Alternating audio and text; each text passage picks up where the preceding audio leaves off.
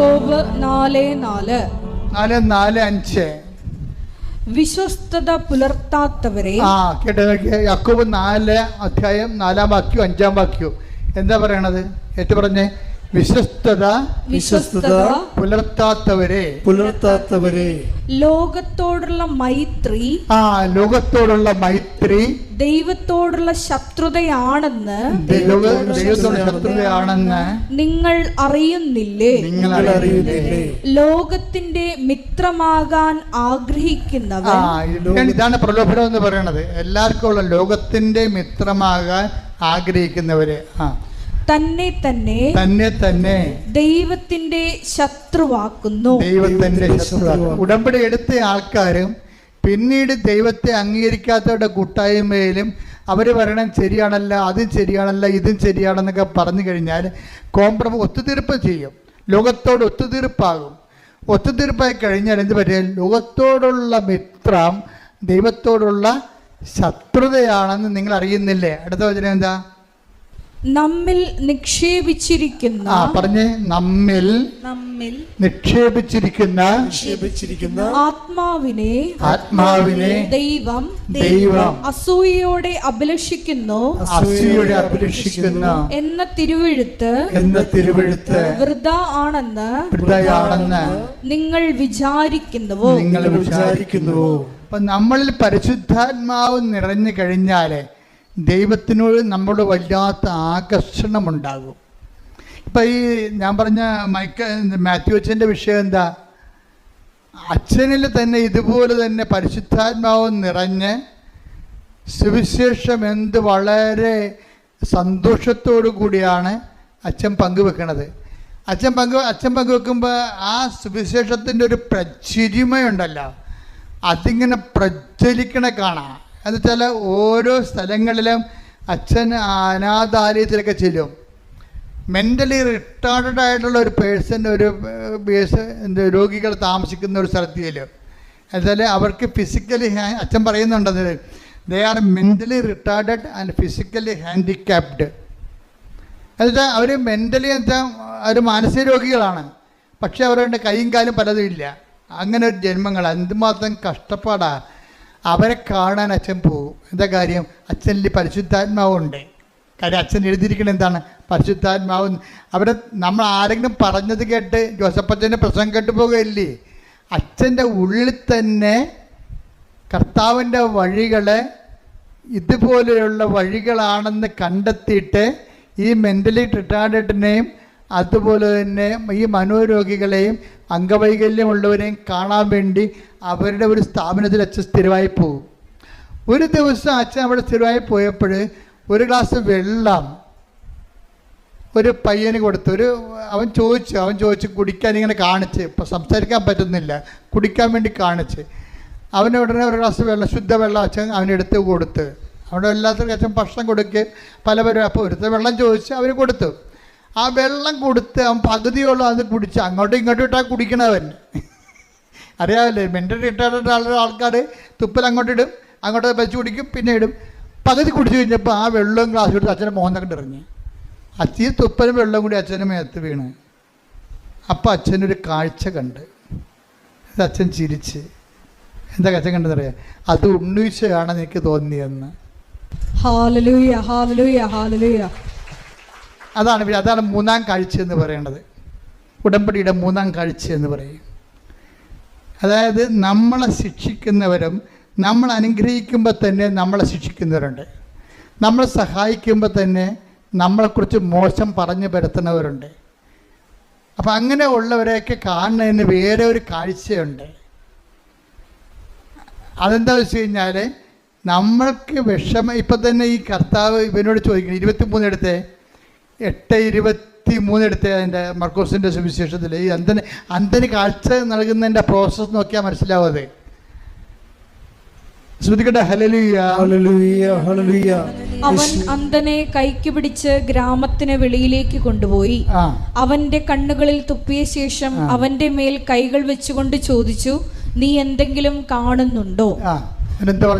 നോക്കിയിട്ട് അവൻ പറഞ്ഞു, ഞാൻ മനുഷ്യരെ കാണുന്നുണ്ട്, ഞാൻ മനുഷ്യരെ കാണുന്നുണ്ട്, അവർ മരങ്ങളെ പോലിരിക്കുന്നു, അവൻ മരങ്ങളെ പോലെ ഇരിക്കുന്നു, നടക്കുന്നതായും കാണുന്നു. അപ്പൊ ഇവന്റെ ഒന്നാം കാഴ്ച എന്ന് വെച്ചാൽ ഇവന്റെ കണ്ണുകളിലെ, ഈ അന്ധന്റെ കണ്ണുകളിലെ, ഇവൻ ജന്മനാന്തനൊന്നും അല്ലെന്ന് തോന്നണം. എന്താ കാര്യം, ഇയാൾ മരത്തെ കാണുന്നുണ്ടെന്ന്, മരത്തെ അയാൾ കാണുന്നുണ്ടല്ലോ, പണ്ട് ഇയാൾ മരത്തെ കണ്ടിട്ടുണ്ടെന്ന് അർത്ഥം. ഏതോ കാലത്ത് വെച്ച് കാഴ്ച പോയ ആളാണ്. മരത്തെയൊക്കെ വെച്ചൊക്കെ പുള്ളിക്ക് അറിയാം ശരിക്കും. അപ്പോൾ അയാൾ ആദ്യത്തെ കാഴ്ച കർത്താവ് തുപ്പൽ തൊട്ട് ഇവൻ്റെ കണ്ണിൽ വെച്ച്, അത് ഒരു പാരമ്പര്യ ചികിത്സയാണ്. പാരമ്പര്യ ചികിത്സ എന്ന് വെച്ചാൽ അന്നത്തെ ആൾക്കാരൊക്കെ ചെയ്തുകൊണ്ടിരുന്ന, ഈ മിഡിൽ ഈസ്റ്റിലൊക്കെ ചെയ്തുകൊണ്ടിരുന്ന ഒരു സാധാരണ നാട്ടുമരുന്നല്ലേ, വീട്ടുമരുന്നൊക്കെ പറഞ്ഞ പോലെ ഒരു പാരമ്പര്യ പരിപാടിയാണ് അത്. കർത്താവ് ഇവന് വേണ്ടി എന്തോ ചെയ്യുന്നു, അതാണ് ടൈലറിൻ്റെ ഒക്കെ ഭയങ്കര വ്യാഖ്യാനങ്ങളുണ്ട് ഇതിനെക്കുറിച്ച്. കർത്താവ് ഇവന് വേണ്ടി എന്തോ ചെയ്യുന്നു എന്നുള്ള അവനെ ബോധ്യപ്പെടുത്തുന്നില്ല. അവർ ഈ കയ്യപ്പ് പ്രാർത്ഥനയും കർത്താവിൻ്റെ കാഴ്ചപ്പെടുത്തലൊന്നും ദൈവിക പ്രവർത്തനത്തെക്കുറിച്ചൊന്നും ഹി ഡസൻറ്റ് നോ എനിത്തിങ്. അതൊക്കെ മുമ്പ് മറ്റ് പ്രവർത്തനങ്ങൾ അത്രയ്ക്ക് അർത്ഥവത്തല്ലെന്ന് ഇവനെ ബോധ്യപ്പെടുത്തുന്നുണ്ടെങ്കിൽ മറ്റ് മീഡിയംസ് ഉപയോഗിക്കണം. അതുകൊണ്ട് കർത്താവ് മറ്റ് മീഡിയംസ് ഉപയോഗിച്ചിട്ട് ഇവനെ ഹീൽ ചെയ്യാൻ ഇവനെ ബോധ്യപ്പെടുത്തുകയാണ്. പക്ഷെ അവൻ പറയുന്നത് കാണുന്നുണ്ട്, പക്ഷേ എന്താ കാണുന്നത്, ഞാൻ മനുഷ്യരൊക്കെ തന്നെ കാണുന്നത്, പക്ഷേ എല്ലാം എങ്ങനെ ഇരിക്കണേ, മരങ്ങളെപ്പോലെ ഇരിക്കണം എന്നാണ് പറയണം, മരങ്ങളെപ്പോലെ ഇരിക്കണം. അപ്പോൾ അത് കഴിഞ്ഞിട്ട് വീണ്ടും ഈശോ തുപ്പലൊന്നും ഇല്ലാതെ ഡയറക്റ്റായിട്ട് കർത്താവിൻ്റെ ശക്തിമുദ്ര അവൻ്റെ കണ്ണുകളിൽ കൈവച്ചിട്ട് പ്രാർത്ഥിക്കും. എന്നിട്ട് പറയും, നീ കണ്ണ് തുറന്നതെന്ന് പറയുമ്പോൾ ഞാനിപ്പോഴെല്ലാം, അവൻ പറയും എന്താ പറയണത്, വ്യക്തമായി കാണുന്നുണ്ടെന്ന് പറയും. അപ്പോഴാണ് ഇവൻ പറയണത്, ഇനി കാഴ്ചകൾ നീ കാണും. കാര്യം എന്താ, ഇതൊരു പ്രോസസ്സാണ്, ഇനിയും പ്രോസസ്സ്. ഇപ്പം അച്ഛൻ കാഴ്ച കണ്ടില്ലേ, തുപ്പലും വെള്ളമായിട്ട് അച്ഛനെ മോന്തക്കിട്ട് എറിഞ്ഞപ്പോഴേ അത് കുഞ്ഞാണ്. പക്ഷേ അച്ഛനെ സംബന്ധിച്ചിടത്തോളം അച്ഛൻ എന്താ പറയണത്, അത് ഉണ്ണീശോ അങ്ങനെ കുഞ്ഞും പ്രായത്തിൽ ചെയ്ത പോലെ എനിക്ക് തോന്നിയെന്ന്. അച്ഛൻ ആ കുഞ്ഞിനെ സാന്ത്വനപ്പെടുത്തിയെന്ന്. അതാണ് മൂന്നാം കാഴ്ച. നമ്മളെ ഉപദ്രവിക്കുന്നവരെ ക്രിസ്തുവായിട്ട് കാണുന്നൊരു മൂന്നാം കാഴ്ചയുണ്ട്. ഉടമ്പടി എന്ന് പറഞ്ഞാൽ ഗ്രാമത്തിൽ പ്രവേശിച്ചു കഴിഞ്ഞാൽ നമുക്ക് ഈ കാഴ്ചയൊന്നും കാണാൻ പറ്റത്തില്ല. ഗ്രാമത്തിൽ പ്രവേശിച്ചു കഴിഞ്ഞാൽ, ഗ്രാമം പഴയ സാധനമാണ്, അവിടെ നമ്മളെ വീണ്ടും തന്നതുപോലെ ഇല്ലായ്മയായിട്ടേ അവർ പറയത്തുള്ളൂ. അതുകൊണ്ടാണ് നിൻ്റെ അനുഭവങ്ങളെ ഒരിക്കലും പന്നികളുടെ മുമ്പിൽ വിതരരുതെന്ന് പറയും. അതാണ് പ്രശ്നം. ഗ്രാമത്തിൽ പന്നി ഉണ്ടല്ല, കർത്താവിനെ അറിയാത്തവരും ഉദരം തന്നെ ദൈവമായിട്ടുള്ള ആൾക്കാരുണ്ട്. അപ്പം അവർക്ക് വേറെ ഒന്നും മനസ്സിലാകത്തില്ല. ബുദ്ധിയും യുക്തിയും മാത്രമേ ഉള്ളൂ ലോകത്തെന്ന് പറഞ്ഞിരിക്കുന്നവർ, ബുദ്ധി തന്നെ ദൈവമായിട്ടുള്ളവരുണ്ട്. അവർക്ക് ദൈവത്തിൻ്റെ അടയാളങ്ങൾ മനസ്സിലാവത്തില്ല. അപ്പം അതുകൊണ്ടാണ് പറയണത്, ഇങ്ങനെയുള്ളവരുമായിട്ട് ആവശ്യമില്ലാത്ത തർക്കിക്കാനൊന്നും പോകണ്ടെന്നാണ് പറയണത്. എന്താ കാര്യം, നീയും നിൻ്റെ ദൈവവും ദൈവാനുഭവങ്ങളും അതേക്കുറിച്ച് നിനക്ക് ബോധ്യം കിട്ടിയിട്ടുണ്ടെങ്കിൽ ആ ബോധ്യത്തിൽ നീ എന്താ ചെയ്യേണ്ടത്, വളരണം. ബോധ്യത്തിൽ വളരണം. അപ്പം ഈശോ വളരെ കൃത്യമായ രീതിയിലാണ് പറയണത്. അതായത് നമ്മുടെ വളർച്ച എന്ന് പറയണത് മറ്റ് വ്യക്തികളിലെ, പ്രത്യേകിച്ച് പണ്ട് നമ്മളെ വേദനിപ്പിക്കുകയും നമ്മൾ കേൾക്കുമ്പോൾ വേദനയും ബുദ്ധിമുട്ടും വെറുപ്പും വൈരാഗ്യവും അമർഷവും തോന്നിയിരുന്ന സ്ഥാനത്ത് ദയയും നന്മയും വിശ്വസ്തതയും ആത്മസമയം പോലെ പരിശുദ്ധാത്മാവിൻ്റെ ഫലങ്ങളാൽ പ്രചോദിപ്പിക്കപ്പെടുന്ന ഒരു പെരുമാറ്റ ശൈലി രൂപീകരിച്ച് തോന്നിക്കഴിഞ്ഞാൽ നീ മൂന്നാം കാഴ്ചയിലായി. ഉടമ്പടിയുടെ മൂന്നാം കാഴ്ച അതാണ്. ഗ്രാമത്തിൽ പ്രവേശിക്കരുതെന്ന് പറയുമ്പോൾ അതിൻ്റെ അർത്ഥം ദൈവത്തിൻ്റെ പക്ഷം ചേർന്ന് ദൈവത്തിൻ്റെ അരൂപിൽ ജീവിക്കണമെന്നാണ്, ജീവിതം തുടരണമെന്നാണ്. അല്ലാതെ 90 ദിവസം കഴിഞ്ഞു ഞാൻ എൻ്റെ ഉടമ്പടി അവസാനിച്ചു ഇനി അച്ഛനെ കണ്ടാൽ മാത്രം മതി എന്ന് പറയരുത്. ഉടമ്പടി അതുക്കും മേലെയാണ്. ശ്രുതിക്കട്ടെ ഹല്ലേലൂയ. ഹല്ലേലൂയ ഹല്ലേലൂയ ഹല്ലേലൂയ ഹല്ലേലൂയ. മഹത്വം മഹത്വം ആരാധന ആരാധന ഹല്ലേലൂയ ഹല്ലേലൂയ. ആരാധന ഹല്ലേലൂയ ഹല്ലേലൂയ. മഹത്വം ആരാധന ആരാധന ഹല്ലേലൂയ. എല്ലാവരും എഴുന്നേൽക്കുക. യേശുവേ ആരാധന ഹല്ലേലൂയ ഹല്ലേലൂയ. സമാപന പ്രാർത്ഥനയ്ക്ക് പ്രവേശിക്കുകയാണ്. രോഗസൗഖ്യ പ്രാർത്ഥനയും ജീവിത ദുരിത തടസ്സങ്ങൾക്കെതിരെയുള്ള ദൈവിക ശക്തിപ്രാർത്ഥനയുടെ സമയമാണ്. ഹല്ലേലൂയ ഹല്ലേലൂയ ഹല്ലേലൂയ ഹല്ലേലൂയ ഹല്ലേലൂയ. ആരാധന മഹത്വം മഹത്വം ആരാധന ആരാധന ഹല്ലേലൂയ ഹല്ലേലൂയ. ആരാധന. ഹല്ലേലൂയ, ഹല്ലേലൂയ, ഹല്ലേലൂയ, ഹല്ലേലൂയ. മഹത്വം, മഹത്വം. ആരാധന, ആരാധന. ഹല്ലേലൂയ, ഹല്ലേലൂയ. ആരാധന, ഹല്ലേലൂയ, ഹല്ലേലൂയ. യേശുവേ നന്ദി, യേശുവേ ആരാധന. ഹല്ലേലൂയ. അച്ഛൻ പ്രാർത്ഥിക്കുമ്പോഴും മക്കളെ ശ്രദ്ധിച്ചുകൊണ്ട് നിൽക്കുക. കർത്താവിൻ്റെ അരിവ് നിങ്ങളിലേക്ക് ആവശ്യിച്ചുകൊണ്ട് നിങ്ങൾ പ്രാർത്ഥിക്കുന്ന വിഷയത്തിന് വേണ്ടി ദൈവിക തീരുമാനം ഉണ്ടാകുന്ന ദൈവികമായ ഒരു സമയമാണിത്.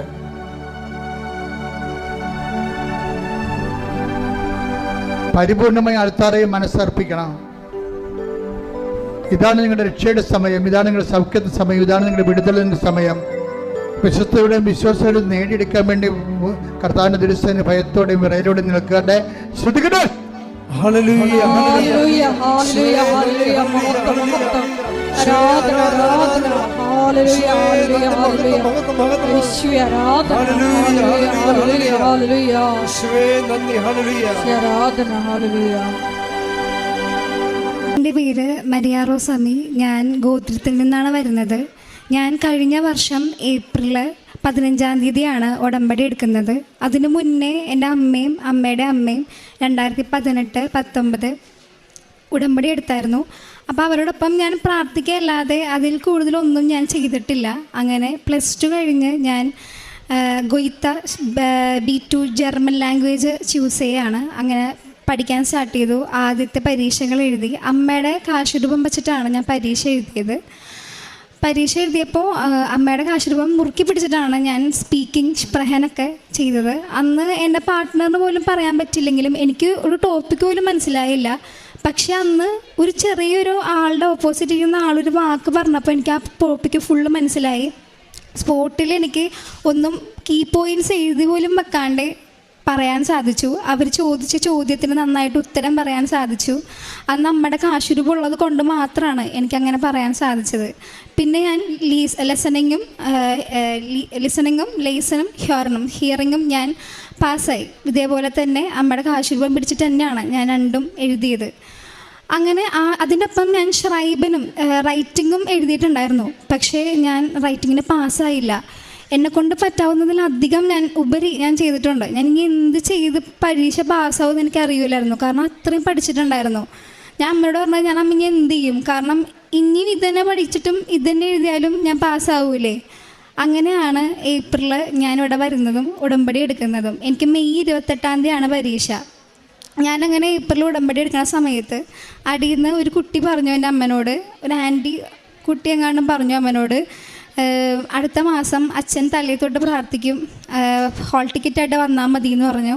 അങ്ങനെ മെയ് 13-ാം തീയതി ഞങ്ങളിവിടെ വരാണ്. പരീക്ഷയ്ക്ക് കുറച്ച് മുന്നേ വന്ന് അച്ഛൻ തലയിൽ തൊട്ട് പ്രാർത്ഥിച്ച് ഒരു ചെറിയൊരു രൂപവും മാതാവിന് എൻ്റെ കയ്യിലോട്ട് തരാണ്. അങ്ങനെ ഞാൻ ഈ കാശുരൂപവും ആ ചെറിയൊരു മാതാവിൻ്റെ രൂപം വെച്ചിട്ട് ഡൽഹിയിലായിരുന്നു എനിക്ക് പരീക്ഷ. ഞാൻ ഷ്രൈബൻ പരീക്ഷ എഴുതാൻ പോവാണ്. നോർമലി എനിക്ക് പരീക്ഷയുടെ അറ്റപ്പറ്റം തീരാൻ ഒരു 5 മിനിറ്റ് മുന്നെയാണ് പരീക്ഷ തീരുക. അല്ലെങ്കിൽ ഒന്നില്ലെങ്കിൽ ടീച്ചറിൻ്റെ കയ്യിൽ നിന്ന് പേപ്പർ എടുക്കും. അങ്ങനത്തെ രീതിയിലാണ് ഞാൻ പരീക്ഷ എഴുതിക്കൊണ്ടിരുന്നത്. എന്നാൽ അന്നത്തെ പരീക്ഷയിൽ എനിക്ക് 1/2 മണിക്കൂർ കൊണ്ട് റൈറ്റിംഗ് പരീക്ഷ ഞാൻ എഴുതി തീർത്തു. എങ്ങനെ എഴുതി തീർത്തു എന്ന് എനിക്കറിയില്ല. പക്ഷേ അന്ന് ചില വാക്കുകളൊക്കെ ഞാൻ മറന്നു പോകുന്നുണ്ട്. അതിൻ്റെ പകരം വേറെ ഏതോ പുതിയ വാക്കുകൾ എനിക്കതിന് കിട്ടുന്നില്ല. ഞാൻ എഴുതി വെക്കുന്നുണ്ട്. പരീക്ഷ ഹാളിൽ പുറത്തിറങ്ങി നോക്കുമ്പോൾ ഇങ്ങനത്തെ വാക്കുകൾ ഞാൻ പഠിച്ചിട്ടില്ല, പക്ഷെ ഞാൻ എഴുതിയിട്ടുണ്ട്. അങ്ങനത്തെ അർത്ഥമുള്ള വാക്കുകൾ നല്ല B2 ലെവലാണെങ്കിൽ C1 ലെവലുള്ള വാക്ക് വരെ ഞാൻ പരീക്ഷ എഴുതിയിട്ടുണ്ട്. എങ്ങനെ എഴുതിയെന്ന് എനിക്കറിയില്ല. എല്ലാം അമ്മയുടെ സഹായം കൂടി തന്നെയാണ്. ഞാൻ പരീക്ഷ ഹാളിൽ കയറുമ്പോൾ അമ്മയുടെ ഉപ്പും ഞാൻ കുറച്ച് പോക്കറ്റിലോട്ട് ഇട്ടായിരുന്നു. എന്നിട്ട് ആ ഇരിക്കുന്ന കസേരയിലും ടേബിളിലും ഫുള്ള് ഉപ്പിട്ടിട്ടാണ് ഞാൻ പരീക്ഷ എഴുതിയത്, പൂർണ്ണ വിശ്വാസത്തോടെ. പുറത്തിറങ്ങിയിട്ട് ഞാൻ വിളിച്ചിട്ട് അമ്മയോട് പറഞ്ഞത്, അമ്മ ഞാൻ പരീക്ഷ പാസ്സാകും, എങ്ങനെ വന്നാലും പരീക്ഷ പാസ്സാവും. എൻ്റെ അമ്മൻ്റെ മാതാവ് ഉണ്ടായിരുന്നു. ഞാൻ ആര് വെച്ചാലും ഞാൻ റിസൾട്ട് വന്നിട്ടില്ലെങ്കിൽ പരീക്ഷ ഞാൻ പാസ്സാവും. ഞാൻ അങ്ങനെ പറഞ്ഞുകൊണ്ടിരുന്നേച്ചത്. അങ്ങനെ 2 മാസം ജൂൺ അവസാനമായപ്പോഴാണ് റിസൾട്ട് വന്നത്. വളരെ ലേറ്റായിട്ടാണ് റിസൾട്ട് വന്നത്. ഞാനങ്ങനെ റൈറ്റിങ്ങും പാസ്സായി, B2 ഫുള്ള് പാസ്സാവാണ്. B2 ഫുള്ള് പാസ്സായതിന് ശേഷം പിന്നെ പോകാനുള്ള കാര്യങ്ങളാണ് നോക്കിക്കൊണ്ടിരുന്നത്. ഞാൻ ജൂലൈയിൽ റിസൾട്ട് വന്ന ഒരാളാണ്. പക്ഷെ പോകാനായിട്ട് കുറേ പൈസ വേണം. 7 ലക്ഷം 8 ലക്ഷം അതൊന്നും വീട്ടിൽ താങ്ങൂലെന്ന് എനിക്കറിയാം. അതുകൊണ്ട് ഞങ്ങളുടെ കസിൻ ഒരു നമ്പർ തന്നു, ജർമ്മനിലുള്ളൊരു ആൻറ്റിയുടെ അങ്കിളുടെ. അവർ കുറച്ച് ഹോസ്പിറ്റലുകളുടെ ഡീറ്റെയിൽസ് തരും, ഞാനതിൽ മെയിൽ അയക്കും, അവരെനിക്ക് റിപ്ലൈ തരുമെന്ന് വെച്ച് നോക്കിയിരിക്കും. അങ്ങനെ 2 മാസം പോയി. എനിക്ക് എവിടെയും ഹോസ്പിറ്റലിൽ നിന്ന് റിപ്ലൈയോ ഒന്നും വന്നില്ല. അങ്ങനെ നിൽക്കുമ്പോൾ എനിക്ക് ഭയങ്കര ടെൻഷൻ കൂടി വരായിരുന്നു. അപ്പോൾ ഞാൻ പഠിച്ചിറങ്ങിയ സ്ഥലത്ത് തന്നെ ഞാൻ ജർമ്മൻ പഠിപ്പിക്കാൻ കയറുകയാണ്. അതിൻ്റെ ഇടയ്ക്ക് ഒക്ടോബറിൽ എൻ്റെ പപ്പയും അമ്മയും കൂടെ ജപമാല റാലിക്ക് പോവുകയാണ്. തിരിച്ചു വന്നിട്ട് എൻ്റെ അമ്മ പറഞ്ഞത്, നിനക്ക് എന്തായാലും നിനക്ക് പോകാൻ പറ്റും, നീ പോകും, അമ്മ മാതാവിനെ പറഞ്ഞു കഴിഞ്ഞു, നീ പോകും എന്നോട് പറയുകയാണ്. അതിനിടയ്ക്ക് ഈ ഫാമിലി തന്നെ എനിക്കൊരു അച്ഛൻ പരിചയപ്പെടുത്തിയായിരുന്നു ജർമ്മനിയിലെ. അപ്പം അച്ഛൻ എന്നോട് ഒരു മെസ്സേജ് അടിച്ചിട്ട് പറഞ്ഞു, ഇത് എടുക്കുക, നീ ഇത് വെച്ചിട്ട് ഈ ഒരു ഇൻവിറ്റേഷനാണ്, ഇൻ്റർവ്യൂ ഇൻവിറ്റേഷനാണ്. നാട്ടിൽ 3 ജർമ്മൻസ് സിസ്റ്റേഴ്സിൻ്റെ മഠത്തിൽ വരും, എടപ്പള്ളി ടോളിൻ്റെ അവിടെ. അപ്പോൾ അവിടെ ഇൻ്റർവ്യൂ അറ്റൻഡ് ചെയ്യാമെന്ന് പറഞ്ഞു. അപ്പോൾ അച്ഛൻ പറഞ്ഞിരുന്നു, നീ ഒരു എക്സ്പീരിയൻസിന് വേണ്ടി പോവുക, കാരണം 100-ലധികം പിള്ളേരുണ്ട്, അതിൽ വിരലെണ്ണാവുന്നവരെ മാത്രമേ അവർ സെലക്ട് ചെയ്യുള്ളൂ എന്ന് പറഞ്ഞു. അപ്പം ഞാൻ നോക്കുമ്പോൾ എൻ്റെ ഇൻസ്റ്റിറ്റ്യൂട്ടിൽ പഠിക്കുന്ന പിള്ളേരും പഴയ എൻ്റെ ഒപ്പം പഠിച്ച പിള്ളേരും അങ്ങനെ കുറേ പേര്, ഞാൻ നോക്കിയപ്പോൾ 200-ലധികം പിള്ളേരുണ്ട് ഇൻ്റർവ്യൂക്ക്. ഞാൻ വിചാരിച്ച് എക്സ്പീരിയൻസിന് വേണ്ടി പോവുക, ആദ്യം പോകണ്ടെന്ന് വിചാരിച്ചു, പിന്നെ എക്സ്പീരിയൻസ് എങ്കിലും വേണ്ടതെന്ന് വെച്ചിട്ടാണ് ഞാൻ ഈ ഇൻ്റർവ്യൂക്ക് പോണേ. ഇൻ്റർവ്യൂക്ക് പോകുമ്പോൾ ഞാനവിടെ ചെല്ലുന്നു, കാശ് രൂപം കയ്യിലുണ്ട്.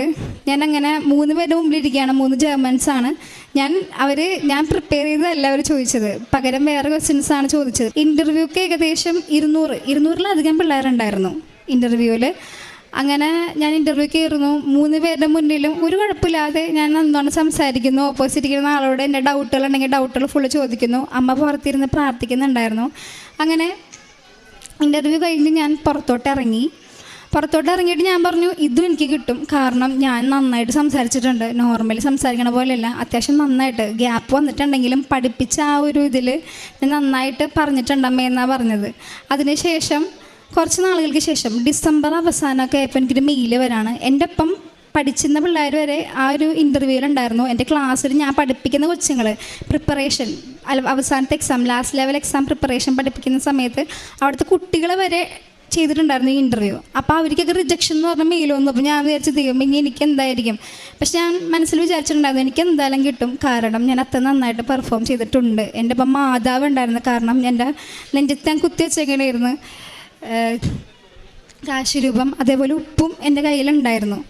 ഞാനങ്ങനെ തുറന്ന് നോക്കുമ്പോൾ എനിക്ക് ഇൻ്റർവ്യൂവിന് പാസ്സായി. ആ സമയത്ത് എൻ്റെ അമ്മ വേറൊരു ഏജൻസിക്ക് 50,000 രൂപ കൊടുക്കാൻ പോണായിരുന്നു. അപ്പോൾ തന്നെ ഞാൻ വിളിച്ചു പറഞ്ഞു, അമ്മ കൊടുക്കണ്ട, കാരണം എനിക്ക് ഈ ഇൻ്റർവ്യൂ കിട്ടി. അപ്പോൾ എനിക്ക് അങ്ങനെ ഇൻ്റർവ്യൂ ഞാൻ പാസ്സാവാണ്. ഞാൻ ഈ ഇൻ്റർവ്യൂ പാസ്സായതിന് ശേഷം പിന്നെ ഞങ്ങളൊരു എത്ര പേരാണെന്ന് അന്വേഷിച്ചപ്പോൾ ഈ 200 പേരിൽ ആകെ 7 പേർക്കാണ് സെലക്ഷൻ കിട്ടിയേക്കണം. ആ 7 പേരിൽ ഞാനും ഉണ്ടായിരുന്നു. പിന്നീട് അവർ കോൺട്രാക്റ്റുകൾ അയക്കാൻ തുടങ്ങി. കോൺട്രാക്റ്റുകൾ അയച്ചപ്പോൾ 2 പേര് അതിനകത്തുനിന്ന് സ്വയമേ ഒഴിഞ്ഞു പോയി. പിന്നെ 5 പേര് മാത്രമായി. ഞങ്ങൾ 5 പേര്. ഈ 5 പേരിൽ എനിക്കാണ് ഏറ്റവും അവസാനം കോൺട്രാക്റ്റ് വന്നത്. ഞാൻ ആദ്യം വെച്ച് ദൈവം എന്താ വരാത്തതെന്ന് വെച്ച് ടെൻഷൻ അടിച്ച് മാതാവിനെ പിടിച്ചുകൊണ്ടിരുന്നേച്ച്. പക്ഷേ 2 ദിവസം കഴിഞ്ഞപ്പോൾ തന്നെ എനിക്ക് കോൺട്രാക്റ്റ് വന്നു. കോൺട്രാക്റ്റ് വന്ന് സൈൻ ചെയ്ത് നമുക്ക് നാട്ടിൽ നിന്ന് തന്നെ സൈൻ ചെയ്ത് ജർമ്മനിയിലോട്ട് അയക്കണം. പിന്നീട് അവിടെ നിന്ന് അവർ സൈൻ ചെയ്ത് വേറെ സ്ഥലത്തോട്ട് അയക്കും എന്നൊക്കെയാണ് പറഞ്ഞത്. അതിന് മുന്നേ തന്നെ ഞാൻ VFS വിസയ്ക്ക് വേണ്ടി ഡേറ്റ് എടുത്തു. ഞാൻ വിചാരിച്ചത് ഈ ഡേറ്റ് എടുത്താലേ എനിക്ക് ഏപ്രിൽ 1-ാം തീയതിയാണ് ക്ലാസ്. ഡേറ്റ് എടുത്താലേ ഈ ഫെബ്രുവരി 26 ഡേറ്റ് എടുത്താലേ എനിക്ക് എന്തായാലും ഏപ്രിൽ 1-ന് പോകാൻ പറ്റുള്ളൂ. അങ്ങനെ ഞാൻ കോൺട്രാക്റ്റ് വന്നേക്ക് മുന്നേ തന്നെ ഡേറ്റ് എടുത്ത് വെച്ചിട്ടുണ്ടായിരുന്നു. അങ്ങനെ ഈ കോൺട്രാക്റ്റ് സൈൻ ചെയ്ത് ഞാൻ അവർക്ക് അയക്കാണ്. പക്ഷേ അവർക്ക് അയച്ചിട്ട് എനിക്കൊരു റിപ്ലൈ ഇല്ല. അവർക്ക് കിട്ടിയെന്നോ കിട്ടിയില്ലെന്നോ ഒരു റിപ്ലൈയും ഇല്ല. എൻ്റെ ഫ്രണ്ടിന് ഒരാൾക്ക് കിട്ടിയെന്ന് പറഞ്ഞ് റിപ്ലൈ വന്നു, വേറെ ആളുടെ റിപ്ലൈ എന്താണ് നിങ്ങളുടെ കയ്യിൽ കിട്ടിയിട്ടില്ല. എനിക്കൊരു മെയിലും ഇല്ല. അവസാനം ഞാൻ അവർക്ക് മെയിൽ അയച്ചു വെച്ചപ്പോൾ അവർ പറഞ്ഞു അവരുടെ കയ്യിൽ കിട്ടിയിട്ടുണ്ട്, അവർ സൈൻ ചെയ്തിട്ടുണ്ട്, അവർ മെയിൻ ഓഫീസിലേക്ക് മെയിൽ അയച്ചു എന്ന് പറഞ്ഞു. അങ്ങനെ ഞാൻ വെയിറ്റ് ചെയ്ത് അവസാനം ഇനി എനിക്ക് VFSൽ പോകാൻ 4 ദിവസം കൂടെ ഉള്ളൂ.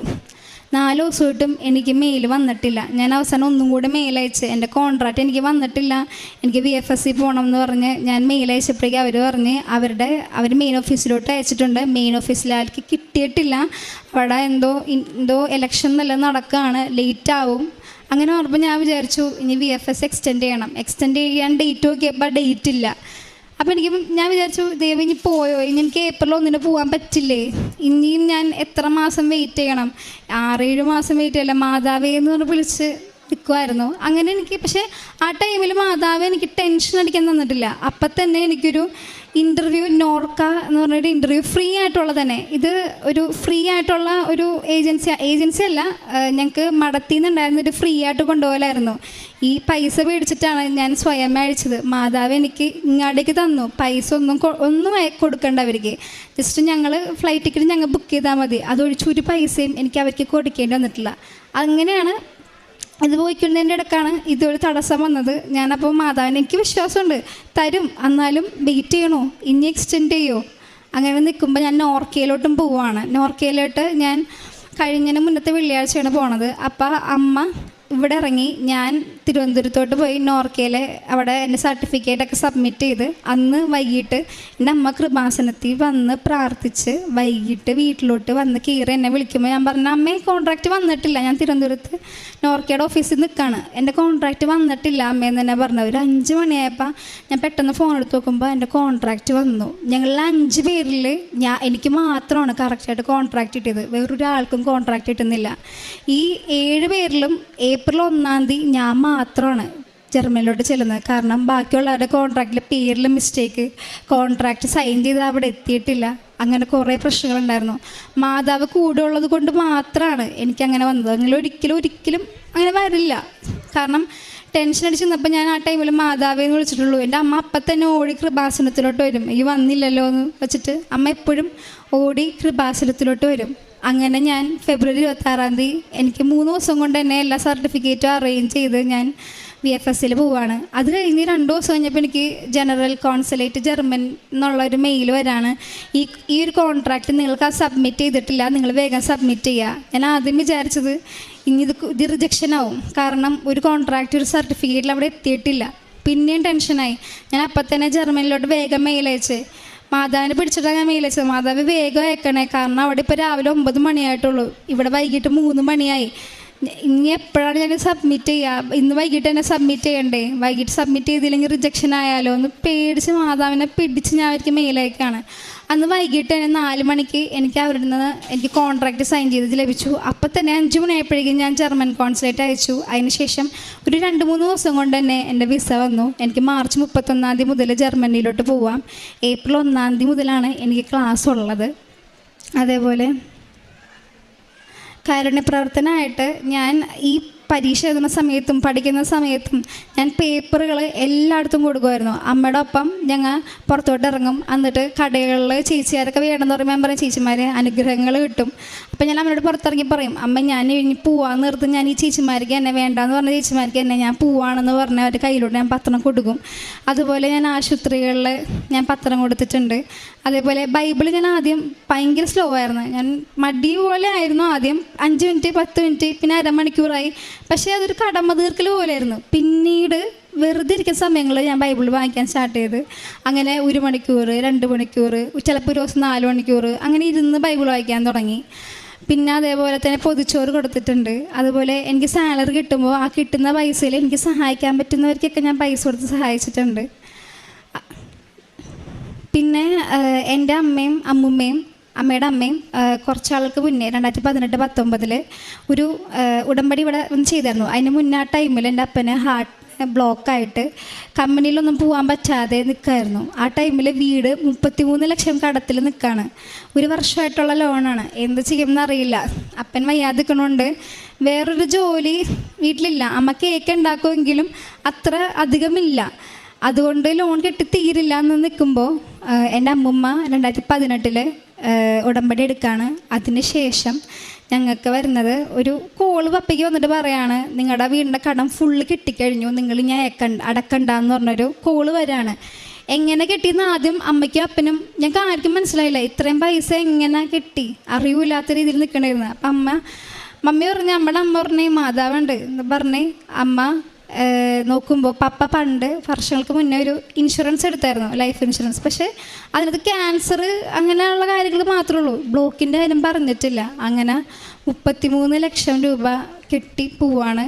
പിന്നീട് അമ്മ 2019 എടുക്കുകയാണ്, ഒരു ഉടമ്പടി എടുക്കുകയാണ്. അമ്മക്ക് ആ സമയത്ത് സ്ഥിര വരുമാനം ഇല്ല വീട്ടിൽ. അമ്മക്കൊരു ചെറിയ കേക്ക് ഉണ്ടാകും. ആ കേക്കിൻ്റെ ഉള്ളിലാണ് എന്നെ പഠിപ്പിക്കലും എൻ്റെ അനിയൻ ബേവനെ പഠിപ്പിക്കലും എൻ്റെ പപ്പനെ എല്ലാവരും ഒരുമിച്ച് വയ്ക്കുന്നത്. കാരണം പപ്പയ്ക്ക് പാടില്ല. അങ്ങനെ അമ്മ ഇവിടെ വന്ന് എടുക്കുകയും പിന്നീട് അമ്മയ്ക്ക് നല്ലോണം ഒരു മാസം നല്ല സാലറി പോലെ പൈസ വരാൻ തുടങ്ങി ബാങ്കിലോട്ട്. ഇപ്പോൾ സ്വിഗ്ഗി, സൊമാറ്റോ അങ്ങനെ അവിടെയൊക്കെ ഞങ്ങൾക്ക് കേക്ക് കൊടുക്കാൻ പറ്റി. മാതാവിൻ്റെ സഹായത്തോടു കൂടെയുള്ള മാത്രമാണ് ഞങ്ങൾ ഇതുവരെ എത്തിയത്. പരിശുദ്ധ അമ്മയ്ക്കും പ്രാർത്ഥനാ ജീവിതത്തിൽ വന്ന മാറ്റം ഞാൻ പറഞ്ഞ കുടുംബ പ്രാർത്ഥനയ്ക്ക് ചെല്ലും, അല്ലാതെ അതിലധികം ഞാൻ ഒന്നും ചെയ്തിട്ടില്ല. പക്ഷേ ഞാൻ മാതാവിനോട് വാക്ക് കൊടുത്തിട്ടുണ്ടായിരുന്നു, വിസ വന്നയ്ക്ക് മുന്നേ 100 കൊന്ത ചെല്ലും. അതേപോലെ ഞാൻ അങ്ങനെ കൊന്തകളെല്ലാം തുടങ്ങി. സങ്കീർത്തനം 101 അധ്യായം പറ്റാവുന്ന അടുത്തോളം 10 പ്രാവശ്യമെങ്കിലും ഒരു ദിവസം 5 പ്രാവശ്യം ചൊല്ലിക്കൊണ്ടിരിക്കാൻ തുടങ്ങി. പണ്ടത്തെ പോലെയല്ല, വളരെയധികം വിശ്വാസം എനിക്ക് വർദ്ധിച്ചു. പിന്നെ ഫ്രണ്ട്സുകൾക്ക്, എൻ്റെ ഫ്രണ്ട്സ് ചിലർ പറയും ഞങ്ങൾ വിടുന്നില്ല. അപ്പം ഞാൻ പറയണത്, എടാ നീ എങ്ങനെയെങ്കിലും വരാൻ ശ്രമിക്കുക, കാരണം ഞാൻ പാസ്സായെങ്കിൽ നിങ്ങളും പാസ്സാവും. അതുപോലെ തന്നെ എനിക്ക് പാസ്സാകാൻ പറ്റിയത് ഇവിടെ വന്നതുകൊണ്ട് മാത്രമാണ്, അല്ലെങ്കിൽ എനിക്ക് പാസ്സാവില്ല. ആ ഒരു സ്ക്രൈബൻ ഒരു റൈറ്റിംഗ് എന്ന് പറഞ്ഞ മൊഡ്യൂൾ വെച്ചിട്ട് 3 വർഷം വരെ ഇരിക്കുന്ന ആൾക്കാരെ കണ്ടിട്ടുണ്ട്. 6-7 പ്രാവശ്യം എഴുതിയ ആൾക്കാരെ കണ്ടിട്ടുണ്ട്. അപ്പം ഇതൊക്കെ കണ്ടിട്ടാണ് ഞാനിവിടെ വന്ന് പ്രാർത്ഥിക്കുമ്പോൾ എനിക്ക് 2ാമത്തെ പ്രാവശ്യം ഇത് ഒറ്റയടിക്ക് എനിക്ക് പരീക്ഷ കിട്ടിയത്. ഞാൻ പറഞ്ഞു, മാതാവിൻ്റെ അടുത്ത് പ്രാർത്ഥിച്ചാൽ കിട്ടാതിരിക്കില്ല, നിങ്ങൾ ഇവിടെ വാ. ഞാനിപ്പോൾ ക്ലാസ് എടുക്കാൻ കയറുമ്പോഴും ഇപ്പോൾ ലാസ്റ്റ് ലെവലെത്തുന്ന പിള്ളേരോട് ഞാൻ പറയും, പിള്ളേരെ ഇവിടെ വന്ന് നോക്കട്ടെ, കാരണം എനിക്ക് കിട്ടിയത് മാതാവിനോട് മാത്രമാണ്. ഞാൻ അങ്ങനെ ഈ പിള്ളേർക്ക് പേപ്പറുകളും ഞാൻ കൊടുക്കാറുണ്ട്. പരിശുദ്ധ അമ്മയ്ക്കും ദേവമാതാവിനും നന്ദികൾ.